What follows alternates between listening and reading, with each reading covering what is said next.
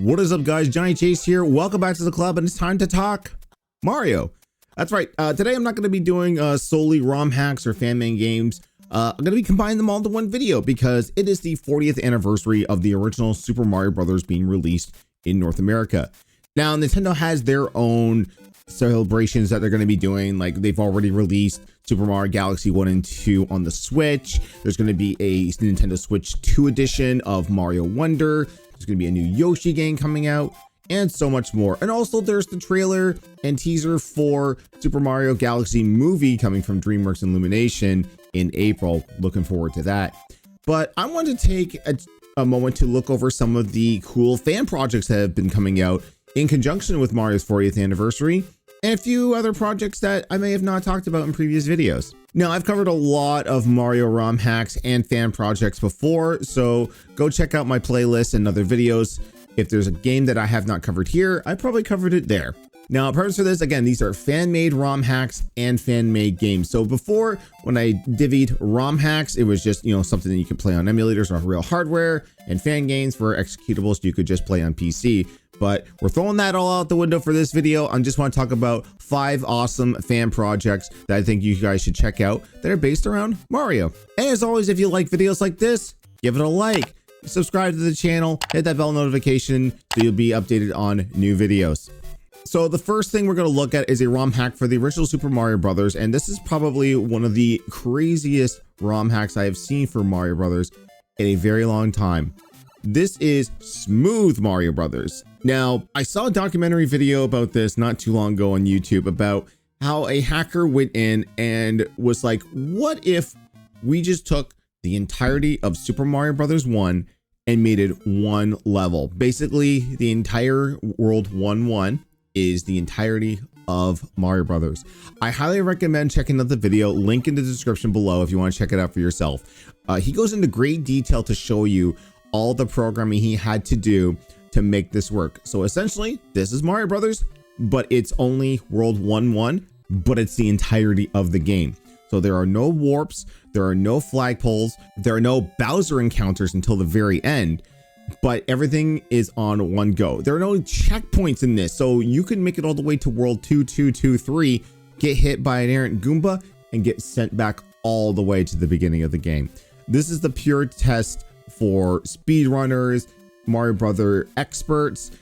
This is crazy. Now, the funniest thing about this as well is, yes, you do have one-ups and that you can trigger and you can get extra lives, but it kind of doesn't matter because as soon as you die, you go all the way back to world 1-1.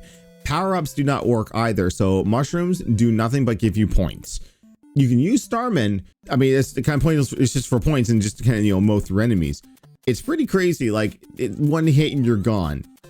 And it's so jarring to see this happen. Like, you get to the end of world 1-1, you're expecting to hit the flagpole, and all of a sudden the color scheme changes, and then boom, world 1-2 just starts. There's no warps either. So like, you were going thinking that, oh, I'm gonna hit the warp pipe and go to 3 or 4. Nope, that's not happening. It just continues on to 1-3. It is so crazy. Now, my only complaint with this is that there is still a timer on there. So it doesn't kill Mario when it hits to 0. I mean, that would, you can't really complete Mario Brothers 1 in one go with 400 seconds, 400 inflated seconds, I should say, because the timer goes down a lot quicker. So my only complaint is that the timer does go down when it hits the 100 mark. It does speed up the music, and you're going to be hearing the 1-1 theme or the overworld theme a lot in this. So if there's ever a revision of this, I'll let you know. I would really love a revision where like the timer is just off by default. I assume that you could probably do this with Game Genie. I haven't tested it out myself, but that's kind of the downfall of that. But if you guys have been looking for a new challenge to Super Mario Brothers, go check out Smooth Mario Brothers. So next up is not a ROM hack, but it is actually a homebrew. So if any of you guys have played Super Mario Brothers Deluxe on the GBC, you notice that it's a really ambitious title from Nintendo, remixing Mario Brothers to work on the Game Boy Color. The only problem is that to maintain the aspect ratio and the sprites, the screen aspect ratio of the GBC is not the same as it was on the NES. So, you're going to have to hold the up button to look up and down. So if you're not a Mario expert, you're going to be taking blind leaps of faith. But it looks pretty cool, and they added a whole lot of other extras to it. So a programmer decided, hey, what if we could just put the entirety of Mario Brothers, but keep the aspect ratio and keep everything the same? So this is a homebrew game called Super Mario Brothers Mini. So it's the entirety of Super Mario Brothers, but just shrunk down. So it's kind of like the same pixel aspect ratio as Mario Land was on the original Game Boy.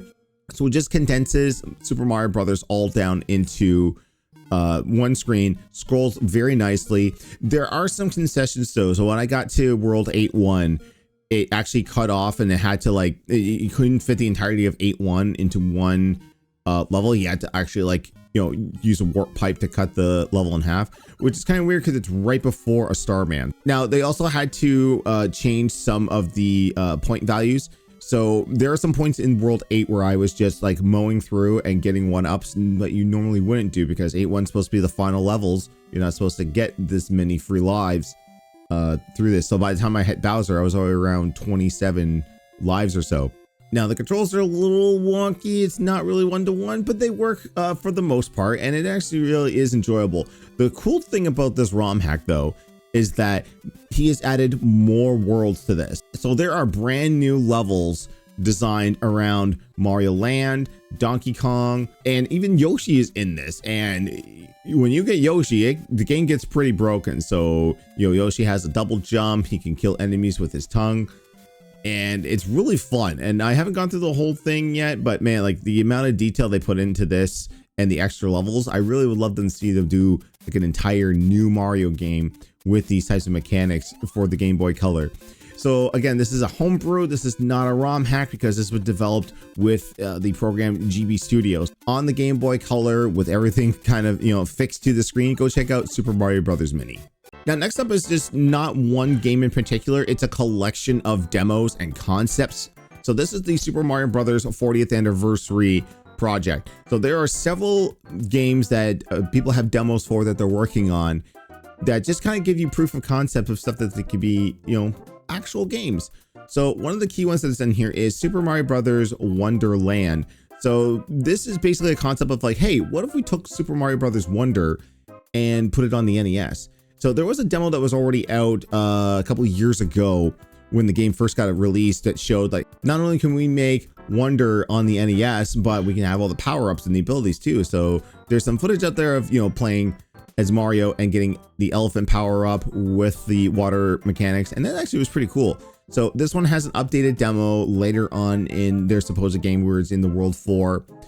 There's also a game called Super Mario Brothers 3 Legacy. So this would be like if they did not create a brand new engine for Super Mario Brothers 3, if they just continued using the Super Mario Brothers 1 engine, but they still add in the leaf. You can't fly with this. You can float and whip your tail. So it's a very interesting concept where it's like, hey, we know that, Mario 2, Mario 2 Japan never got released, but like, what if there was a Mario Brothers 3 Japan? So same music, same sort of style, but what if we didn't do, the crazy changeover in graphics and gameplay style that Mario 3 is so well known for? There's also some interesting ones where they just use the original Mario Brothers and create new games out of that. So there's like one called Mario Brothers Fix It, where instead of doing the whole like Mario Brothers where you're, hitting the enemies from underneath and kicking them off and grabbing coins and progressing like that arcade style, there's several other little mini things to it. Like you're cleaning up stuff, you're fixing pipes, and it's just about, clearing the level as quickly as possible. I mean, there are enemies in there as well, but I think this is a really interesting concept, and I would love to see a full-fledged game of this. There's also another one where it's, Mario and Bowser, and he's just shooting balls at a castle, and with Mario and the shield, you have to deflect the balls back. That was pretty fun as well.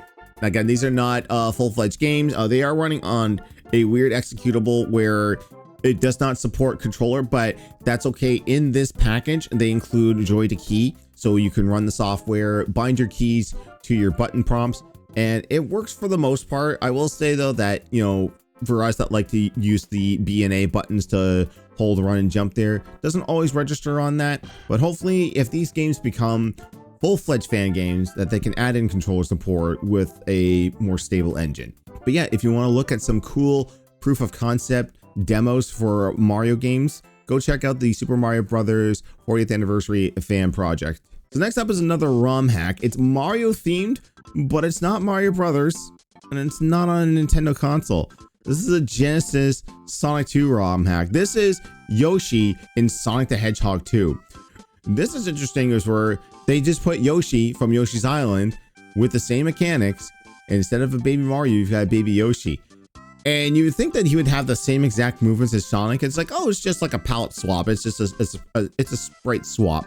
So Yoshi will still, run fast and spin dash and all that stuff that Sonic does. No, this is full on like Yoshi's Island controls. So he's got the flutter jump, he's got the ground pound, and he can make eggs. So instead of, like with Sonic hopping on the enemies and releasing the critters out of Robotnik's control, you use your tongue, you hit down, you poop out an egg, and you can throw it. It's pretty crazy. It's such a different way of playing Sonic, but playing it as Yoshi's Island, it's crazy. It makes it a little bit easier too, because where you can go fast by hitting like the speed boosters and all that, it doesn't get as fast as like you would with playing a Sonic game. So if you're not really too familiar with Sonic and where platform placements are, it doesn't matter, because like it's so crazy too, is that like they took out so much of the UI where you just have the rings and you don't lose all your rings when you get hit. It does knock Sonic off and he starts crying out the rings like Mario would cry in Yoshi's Island.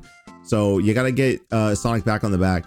But I do love how they've changed up the formula on how you fight Robotnik at the end stages. So the first stage there, I didn't have any eggs, so I had to ground pound. But then later on, they do these things where like in the chemical plant zone, when he picks up the water, he'll spit out an enemy. You have to like swallow the enemy, make an egg, and then throw it at Robotnik. That's pretty cool. The bonus stage is a little wonky though, I will say. So it's not the tunnel running. It's Yoshi on Tails' biplane. So you're flying around collecting the rings that way to get the Chaos Emeralds. I have not seen what Super Yoshi looks like, although I do feel like I need to get good at this game, go and do all of the bonus stages to see what is up with that. It's pretty fun. It's pretty cool as well. So like you're not just green Yoshi, you're all the colors of the Yoshi. So it's like Yoshi's Island, where you're passing the baby on to the other Yoshi to get him back to his parents, which is pretty cool. So yeah, if you've wanted a completely unique way of playing Sonic the Hedgehog 2, go check out Yoshi in Sonic the Hedgehog 2. And finally, I've saved the best for last. Now this is the game that I really wanted to make this video about and add any other stuff in there as well. But this came out on the anniversary of the Super Mario Brothers anniversary. This is Super Mario Brothers Remastered for PC. So essentially, this is the entirety of Super Mario Brothers Remastered for widescreen, and added graphics, added sound effects, changed up controls, so it's not the exact same as Mario Brothers was on the NES. But I think like they took a lot of inspiration from all the additional stuff that Nintendo added in with Super Mario Maker 2. So instead of hearing the classic overworld theme on every single overworld level, they changed it up to some of the new themes that Koji Kondo made for Mario Maker 2. So you've got the ice levels, you got the sand levels, you got the jungle levels. The castles are still the same. They've added in extra graphics, so you've got like parallax scrolling with background images, foreground images. It gives a really cool new look for Mario Brothers. Now, they just then include Mario Brothers. They've also included some of the other enhancements and mini games that Nintendo has made over the years. So you've got the Boo Challenge from Super Mario Brothers Deluxe.